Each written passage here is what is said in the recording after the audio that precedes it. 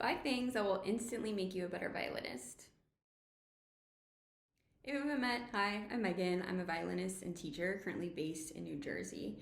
I've been playing the violin for pretty much my whole life, about 24 years now, and I've been teaching for just over 10. If you're enjoying my videos and my instruction, the easiest thing that you can do is just to smash that subscribe button. It's totally free. I post 2 videos a week, so you're gonna get a ton of great free content from me. If you're looking for a little bit more instruction and a little bit more personal help from me, you can check out the description to apply for one-on-one private lessons with me, which I teach online or here in New Jersey, or join the waitlist for Learn Violin Online, which is my comprehensive, step-by-step, self-paced, flexible online learning program. Inside of Learn Violin Online, you have video tutorials for all stages of learning from beginner to advanced, access to our exclusive community, unlimited feedback from me so you can get feedback as much as you'd like, plus exciting monthly challenges. I hope it goes without saying that really the only way to get better as a violinist is just to practice. But these 5 things are pretty simple fixes that are going to make a dramatic impact in your playing. So the first thing is to make sure that your bow is straight. So each point on the violin sounds a little bit different. The closer that you play to the bridge, the louder and more scratchy it can sound. The closer you play to the fingerboard, the softer and fuzzier it can sound.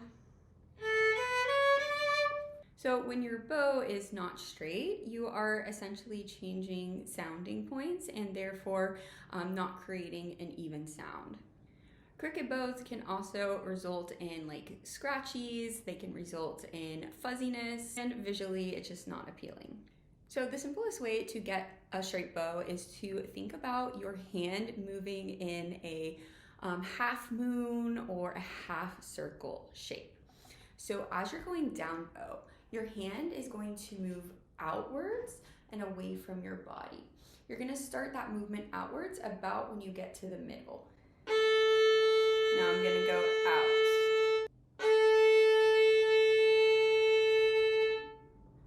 That will keep your bow straight at the tip. And when you come back up bow, you're gonna do the opposite. So once you hit about the middle, you're gonna start to come inwards with your hand and your wrist is going to lift up.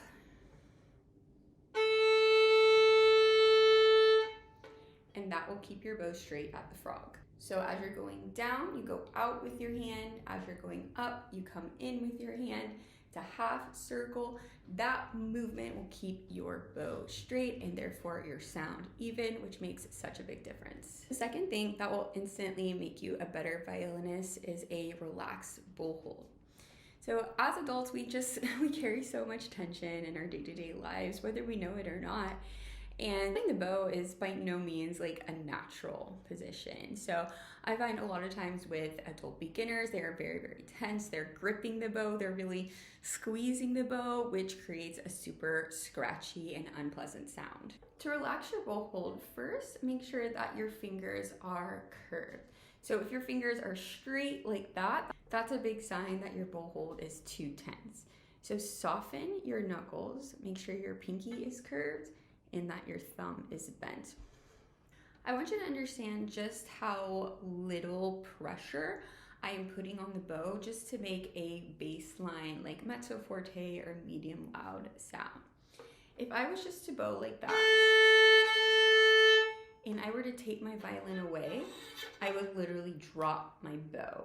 That's how light and how soft I'm being on the bow. The way that I'm still creating like a decent sound, not something that's super, super light or fuzzy, is I'm relaxing my arm and allowing the natural weight of my arm to sink into the bow. So you can try it by putting your violin up, your bow on the string, and then just lightening, softening your hand to the point where you feel like you're going to drop your bow, but make sure your right arm feels heavy.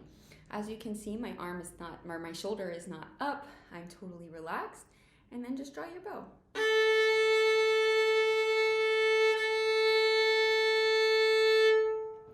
If you do this, you greatly reduce the chance of hearing those scratchy sounds, and it's going to be so much easier to do more advanced bow strokes later down the line. The third thing that will instantly make you a better violinist is your left hand finger placement. When you're placing your fingers down on the string, you want to be landing on the inside corner of your finger. Meghan, what does that mean? It basically means the side of your finger that is closest to behind you, the left side of your finger. If you're touching the string like that, that's not so bad. At least your finger's on the tip. But as you can see, my finger is actually touching the D string, which is going to make it everything but impossible to play double stops later down the line. And if your finger is flat like that, now I'm touching 3 strings. I'm touching A, E, and D. And as you can tell, I have a much bigger surface area on the string, which makes it much harder to land my notes in tune. So you want to be touching the string on the inside corner of your finger. You want to be touching on the tip. You want your knuckles to be up like this, not bent like that. And you want to keep your fingers curved. Little hack for the pinky, because that's everyone's trouble finger. Bring your elbow in this way to give it a little bit more length and help it stay curved. The fourth thing that will instantly make you a better violinist is to listen for resonant intonation. So resonant intonation is the idea that certain notes, the notes of our open strings, G's, D's, A's, and E's, will ring or resonate when they're in tune. The note that I like to use most often for the example here is third finger on the D string, or the note G. Do you hear how the note just keeps going after I play it? And it keeps going even if I keep my bow on the string. I don't have to take my bow off the string.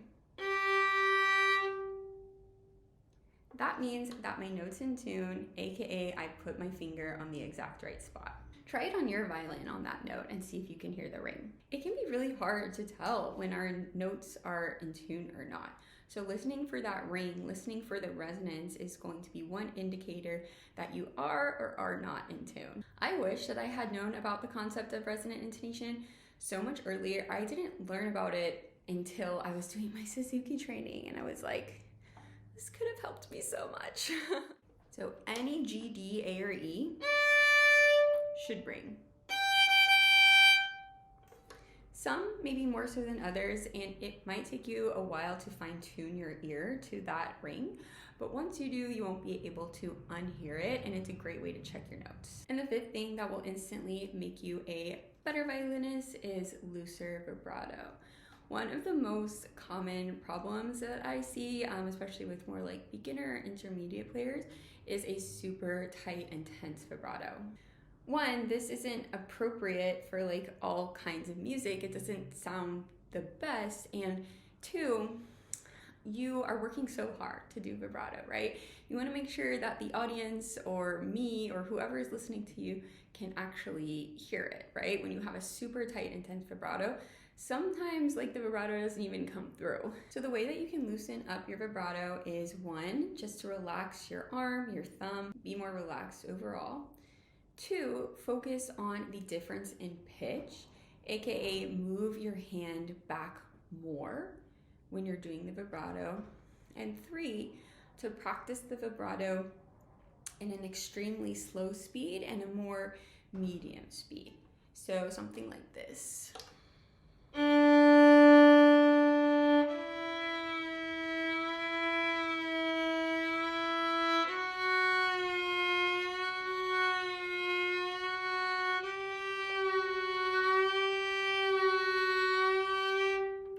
That was extremely slow vibrato, and you can tell that I was really trying to make it super wide.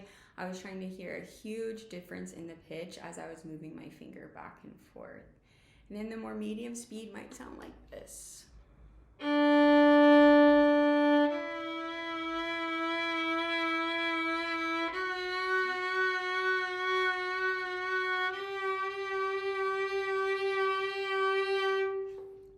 Obviously it's not quite as wide as it was when I was doing it super slowly, but you're still hearing a really big difference in pitch, and I'm still trying my best to stay relaxed. If you tackle even just one of the things that I've listed here today, it is guaranteed to make you sound at least 10 times better in very little amount of time. Thank you so much for watching, and please make sure you subscribe before you go.